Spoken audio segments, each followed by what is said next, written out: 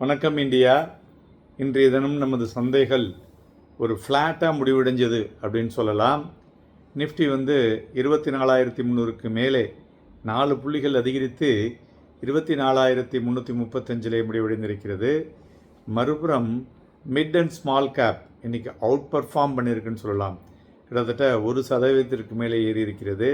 அதுவும் mid cap இன்றைக்கி ஒரு புதிய உச்சத்தையும் தொட்டிருப்பதை நாம் இன்றைய தினம் அனுப்பியிருந்தோம். மதியமே வந்திருந்ததுன்னு சொல்லலாம்.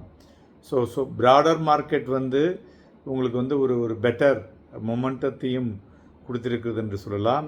அதுபோல் மார்க்கெட் பிரெத்தை பார்த்தோன்னு வச்சுங்களேன், அட்வான்சஸ் 2035, டிக்ளைன்ஸ் 845. ஸோ மார்க்கெட் பிரெத்தும் ஆக்டிவாக இருக்குதை பார்க்க முடிஞ்சது. இன்றைக்கி நிஃப்டி 50 பார்த்தோன்னா ஓப்பன் ஹையராக தான் ஓப்பன் ஆச்சு, 24,388.5. பட் அது ஒரு லெவலுக்கு மேலே இன்ட்ராடேயில் பார்த்தீங்கன்னா 24,488.10 வரலையும் போச்சு. ஆனால் அதை நிற்க வைக்க முடியல. 24,450 மார்க்கெட்டில் செல்லிங் ப்ரெஷர் வந்தது. ஸோ இவென்ச்சுவலாக அப்படி கீழே விழுந்து செட்டில்ட் அட் 24,335.15 முடிஞ்சிருக்கு. So but above the 24,300 mark அதை ரப்பர் ஸ்டாம்ப் பண்ணியிருக்குன்னு சொல்லலாம்.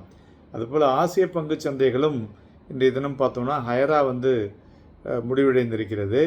மெயினாக யூஎஸ் ஈரான் வார் நேரிங் எ டீல் அப்படிங்கிறது காலையில் ஒரு மதியமாக வந்தது. அதுக்கப்புறம் மார்க்கெட்டில் அது ஒரு ஷார்ப்பை ஒரு மூமெண்ட்டத்தை பிரெண்ட் க்ரூடில் பார்க்க முடிஞ்சுது. அது வீழ்ச்சி அடைந்த உடனேயே மார்க்கெட் ஏற ஆரம்பிச்சது. அதுபோல் நம்முடைய இந்திய ரூபாயினுடைய மதிப்பும் இன்றைக்கி ஸ்ட்ரெங்தன் ஆகிருக்குங்க. ஸோ அதையும் நம்ம பார்க்க வேண்டும். So lower crude oil prices it is positive for India இல்லையா? ஸோ அதனால் 3rd largest crude oil importer நம்ம தாங்க. ஸோ அதனால் நம்மளுடைய இந்த இன்ஃப்ளேஷன் ப்ரெஷரை ஒரு மாதிரி அது சரி செய்யக்கூடும். ப்ளஸ் எக்கனாமிக் க்ரோத்தும் பார்த்தோன்னா அதுக்கு சப்போர்ட்டாக இருக்கக்கூடும் என்பது தான் முக்கிய காரணி. அதுபோல் 11 துறைகளில் 8 துறைகள் இன்றைய தினம் ஏறி இருக்குன்னு சொல்லலாம். மெயினாக இந்த ஆட்டோமொபைல் செக்டார் ரொம்ப அருமையாக ஏறி இருக்குது. அதுதான் நிறுத்துறதுக்கு முக்கிய காரணம். Then mid select and energy going up. மறுபுறம் IT, FMCG and PSU bank profit புக்கிங்கில் வீழ்ச்சி அடைந்த துறைகள் என்று சொல்லலாம். அதுபோல் இண்டிவிஜுவல் ஸ்டாக்ஸை பார்த்தோம்னா stocks like HDFC life, Bajaj auto, எம்என்டம், கிராசிம், என்டிபிசி இவையெல்லாம் ஒரு பையிங் ஆக்டிவிட்டியை பார்க்க முடிஞ்சது. மறுபுறம் Hindustan lever, TCS, tech Mahindra, Titan, ITC இவையெல்லாம் ஒரு ப்ராஃபிட் புக்கிங்கில் வீழ்ச்சி அடைந்தது.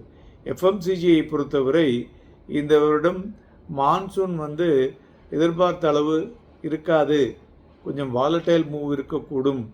அப்படிங்கிறதுனால அதில் அப்பப்போ பார்த்திங்கனாக்கா ஒரு ஏற்ற இறக்கங்கள் இருந்து கொண்டிருக்கிறது. ஸோ இதை நம்ம வரக்கூடிய நாட்களில் அந்த மான்சூனை பற்றியும் பேச இருக்கோம். அப்போ நீங்கள் அதை பற்றி தெரிஞ்சுக்கலாம். மேலும் 193 பங்குகள் 52 வீக் ஹையையும் 10 பங்குகள் 52 வீக் லோயும் டச் பண்ணியிருக்கு. 143 பங்குகள் அப்பர் சர்க்கியூட்டு, 45 பங்குகள் லோவர் சர்க்கியூட்டு. இதுமாரி இந்த யூஎஸ் ஈரான் டீல் ஒரு பொட்டென்ஷியலாக ஒரு ஸ்ட்ராங்காக வளர்ச்சியை அடைந்துள்ளது அப்படிங்கிறத 2 நாடுகளும் அக்செப்ட் பண்ணிகிட்ருக்காங்க. அது அதனால தான் பிரெண்ட் க்ரூடு $100 கீழே வீழ்ச்சி அடைந்தது. இதுமாதிரி தங்கம் பார்த்திங்கன்னா வெள்ளியை அவுட் பர்ஃபார்ம் பண்ணுற மாதிரி தெரியுது. ஏன்னா இந்த global economic conditions and all geopolitical டென்ஷன்ஸ்னால இந்த மாதிரியான கூற்று அடுத்த ஒரு சில மாதங்களுக்கு இருக்கக்கூடும் என்றது பார்க்கலாம். இதுவரையிலும் 2026 பார்த்தோன்னா இன்வெஸ்ட் டிமாண்ட் இன் கோல்டு பார்த்தோன்னா 42% இயர் ஆன் இயர். பட் சில்வரில் பார்த்தோன்னா சம் ப்ரெஷர்னால் அதை அதை அச்சீவே பண்ண முடியல. ஏன்னா சில்வர் கமர்ஷியல் சைடு இருக்கிறதுனால அதில் அந்த அளவுக்கு அச்சீவ் பண்ண முடியல. அதனால் கோல்டா சில்வர் ஆனால் இப்பொழுதைக்கு கோல்டு நல்ல ரிட்டர்னை கொடுக்கக்கூடும். பிளாக் டீலை பொறுத்தவரை பார்த்தோன்னா ITC, TCS, then Motherson Sumi international, Samvardhana, அதுவும் வந்து பிளாக் டீல் நடந்துள்ளது. நிஃப்டியை பொறுத்தவரை பார்த்தோன்னா நிஃப்டி 50 வந்து ஒரு கன்சாலிடேஷன் பிரேக் அவுட் அப்படின்னு சொல்லலாமான டெய்லி ஃப்ரேம். ஸோ அதனால் with RSI relative strength index பார்த்தோன்னா அதுவும் bullish cross over plus 50-day exponential moving ஆவரேஜுக்கு மேலே நிஃப்டி முடிவடைந்திருக்கிறது. ஸோ இதெல்லாம் எதை குறிக்கிறது அப்படின்னா ஒரு பொட்டன்ஷியல் அப் மூவ் எது வரலையும் போகும் சார், ஒரு 500 புள்ளிகள் ஏறும். ஸோ இம்மீடியட்டாக ஸோ 24,800ங்கிறது ஸ்ட்ராங் ரெசிஸ்டன்ஸாக இருக்கக்கூடும். சப்போர்ட்னு பார்த்தோன்னா ஃபஸ்ட்டு வந்து 24,200, தென் 24,140 இந்த புள்ளிகள் ஸ்ட்ராங் சப்போர்ட்டாக இருக்கக்கூடும். நாளைய தினம் நம்ம சந்தைகளில் வாங்கி விற்பதற்கும் விற்று வாங்குவதற்கும் ஏதுவாக இருக்கக்கூடும். Happy and advance profitable day.